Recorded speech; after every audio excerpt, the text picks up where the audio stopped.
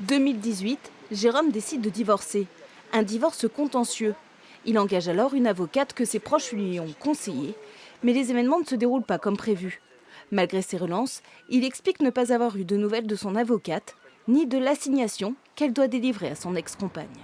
Elle avait effectivement 30 mois pour assigner. Elle n'a pas respecté le délai judiciaire. C'est que vous avez, on appelle ça le délai judiciaire. Et elle a dépassé ce délai, donc rendant caduque ma procédure. Et donc elle a eu une assignation 1 an après. J'ai dû donc du coup recommencer à nouveau une procédure qui m'a coûté beaucoup d'argent.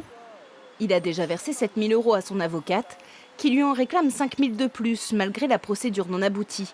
Il tente alors de trouver un arrangement avec elle, mais le dialogue semble rompu. Jérôme se tourne alors vers la bâtonnière pour contestation d'honoraires. Elle tranche en faveur de son ex-avocate. Une décision qu'il a décidé de contester devant la cour d'appel, en se représentant lui-même cette fois.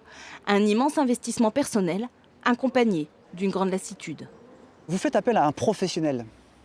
D'accord, comme tout professionnel, c'est le spécialiste. Et aujourd'hui, vous trouvez plus dans les ennuis que de m'en sortir. Oui, je suis extrêmement fatigué, j'aimerais vivre une vie normale. Pour moi, j'ai une parenthèse de 6 ans de ma vie qui a disparu, dont 4 ans avec mon ex-avocate. 4 ans. 4 ans d'une procédure caduque. Et mon nouvel avocat, en 1 an et demi, a plié l'affaire. Aurore a fait appel à la même avocate pour obtenir la garde exclusive de ses enfants. Une histoire sur fond de violence conjugale. Elle s'attend alors à trouver une véritable écoute et surtout une aide pour comprendre les rouages des étapes judiciaires qui l'attendent. Mais finalement, elle ne rencontrera son avocate qu'une fois pour expliquer sa situation et signer l'aide juridictionnelle.